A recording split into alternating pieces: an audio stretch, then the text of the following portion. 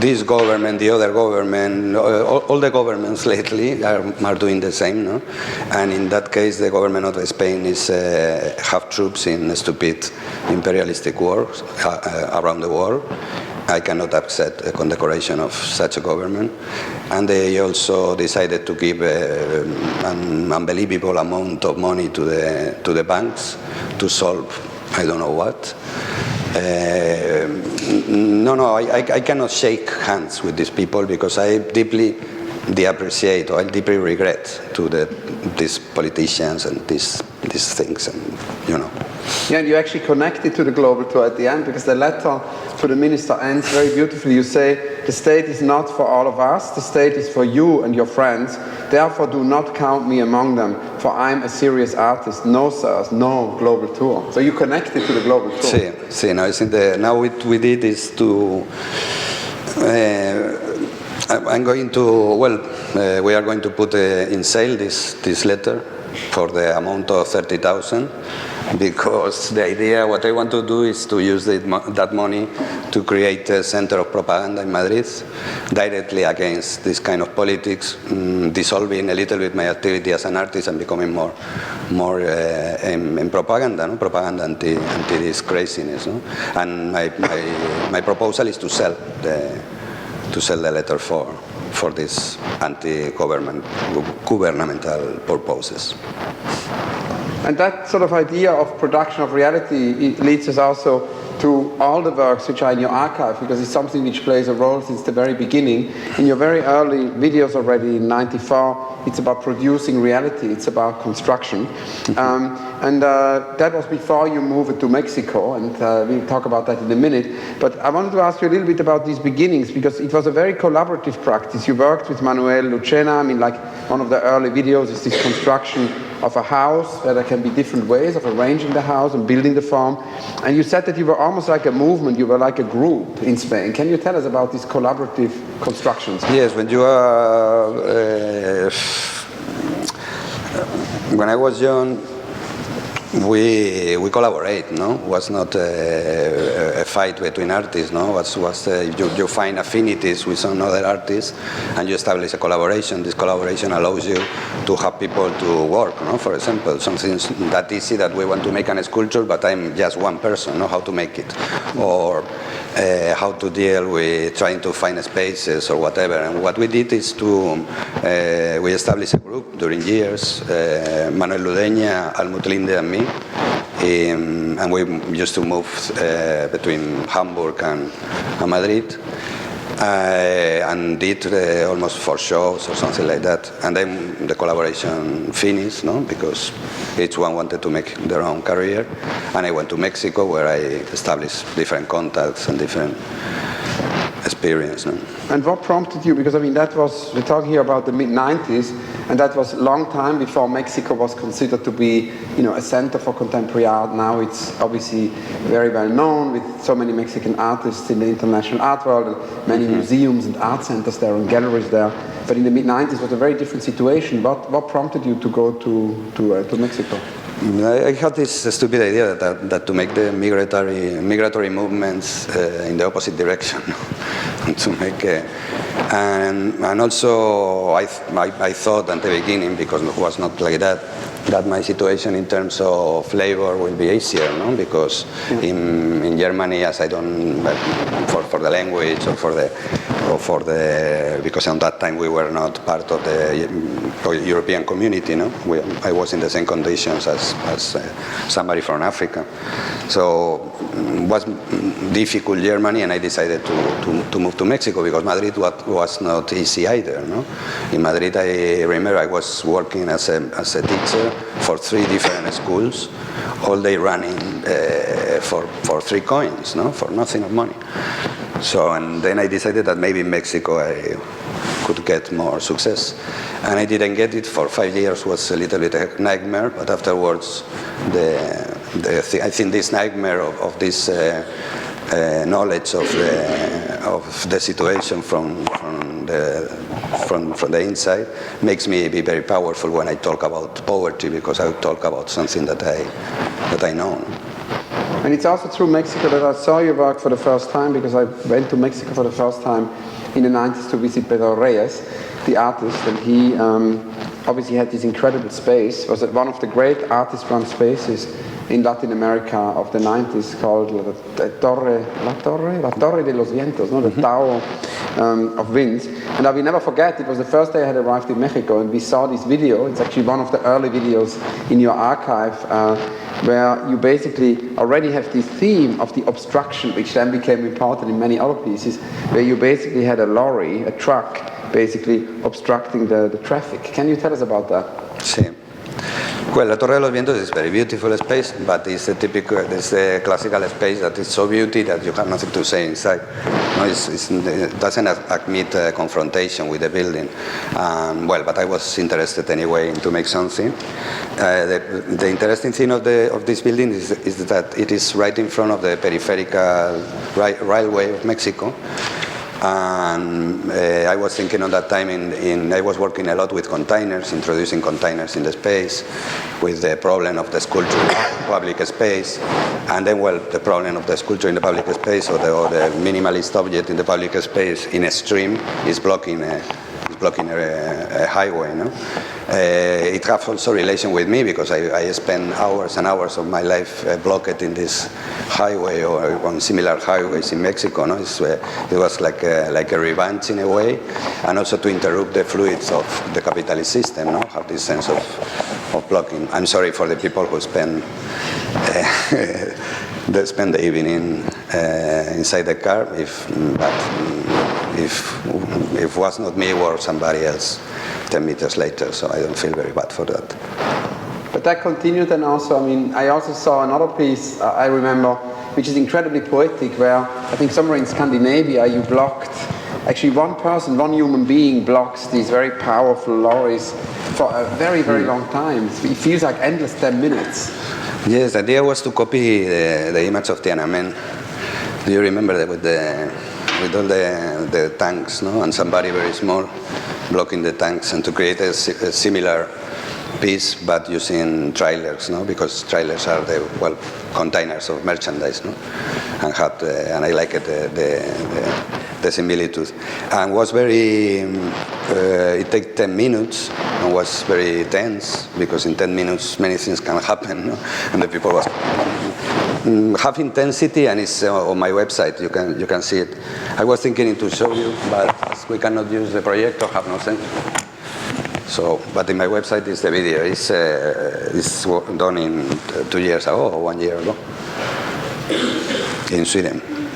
And also, if one looks at the archive, and I'm very fascinated by this incredible archive of all your videos. There are obviously different ways of classifying the materials. One can do it in chronology, like on your website, or one can also do it, according to alphabet or numbers. And what is interesting is that actually, if one does it the alphabetical way, one gets aware how many numbers there are involved, how many enumerations. So we just talked about the 10 minutes, but there is also the 10 centimeters, there is the 11 persons, there is the 60 people, there is the 20 person, there is the 60 degree, there is the 100 people, there is the 430, there is the crowd you rented, there is the 465, and there are the 3,000 ojos. So there are many kind of numbers and enumerations.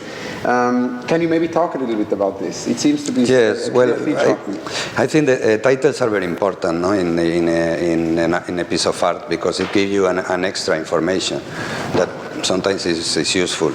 In titles I'm more classic than contemporary, in the sense that I like the titles like women with a violin, and you see a women with a violin. I like these titles, no, to say what it is instead of making poetry, because there is a lot of artists making art, and there is a lot of confusion, and I think that it's better to be very clear, no, and to say trying to give the exact information that the public needs, because I'm a public of art too, no, and I know what I like and what I don't like, and I prefer information. No? Now, one thing which also becomes obvious, looking at your archive, is that at some point, after the very early works, which are about construction and about architecture and houses and about the obstructions, circulation, at a certain moment, people enter the work, and that's obviously an umbilical cord which links many of your different works.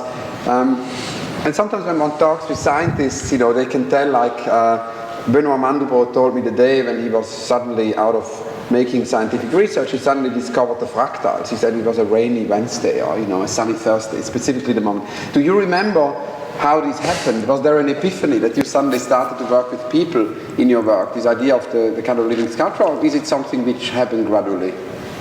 What was the first piece? No, I was always working with people, and we are doing it together right now, no?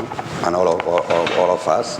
And I always put this example, but it's obvious, no, that somebody was cleaning the floor, somebody painted the walls. Here is you don't see it, but it's a lot of job. No? This morning was full of boxes here, and somebody take it out. So what I said was not that work exists, which is something that everybody knows, that each space is a space of work, which is something that I think everybody knows. Is just to say that exists, that is here, that to put the name, to recognize that it exists, to say how much, to say how, who, which worker, in which conditions.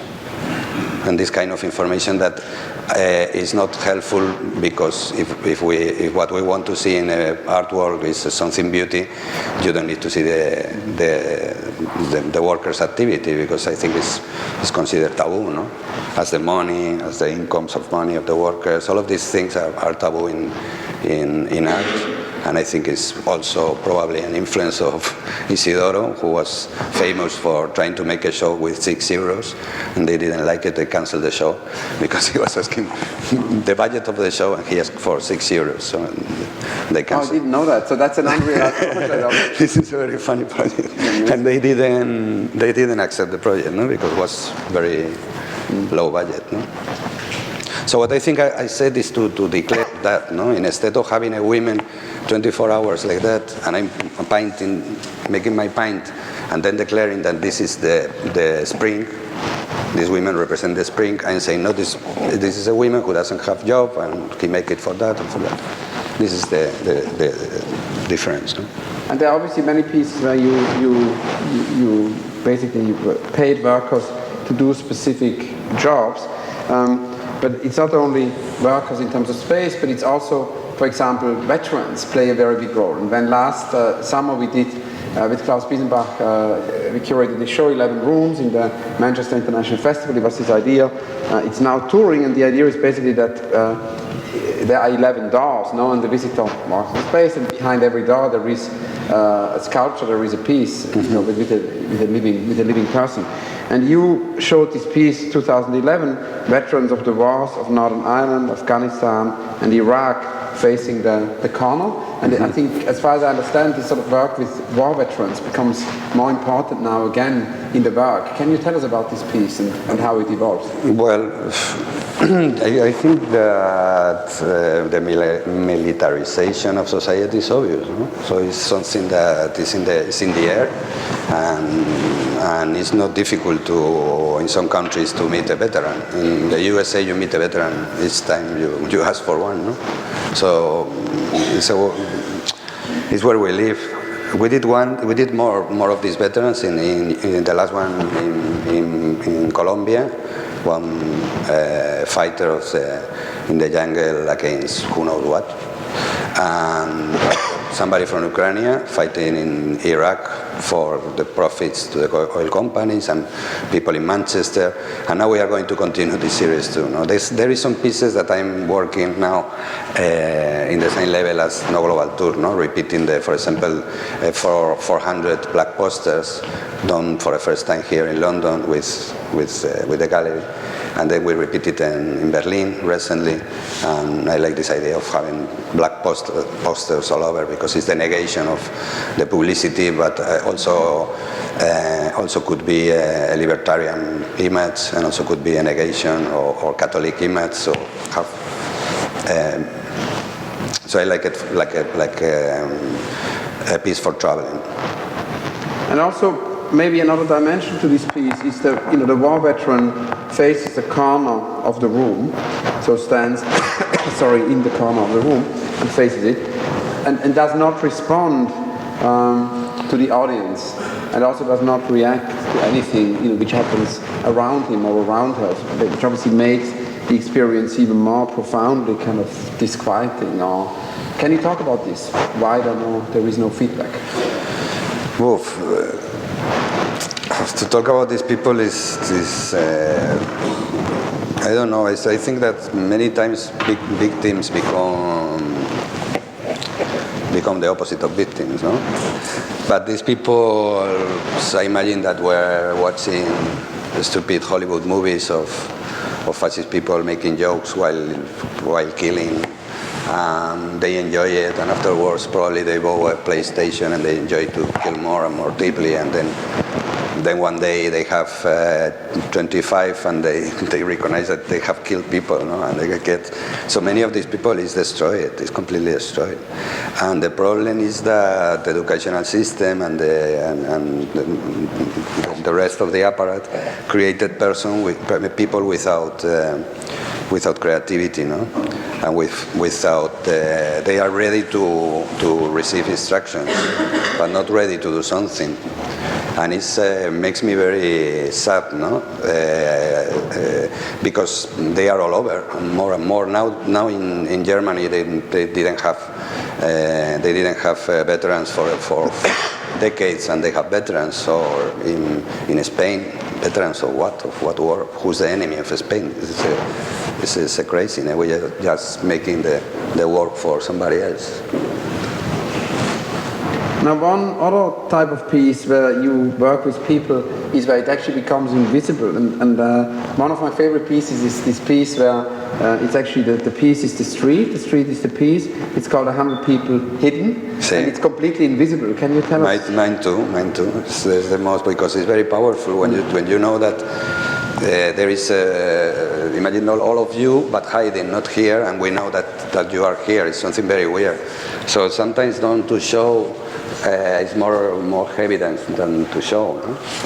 If you have the knowledge that there is 100 people hiding, the street becomes completely different. If you take a photograph, but it's not a photograph of something empty, no? It's full, and in that case, full of people without work, unemployed. I have to say that this show is dedicated to the workers and unemployed, because I think they were the main and central character of all of my work. That's why I dedicate the show.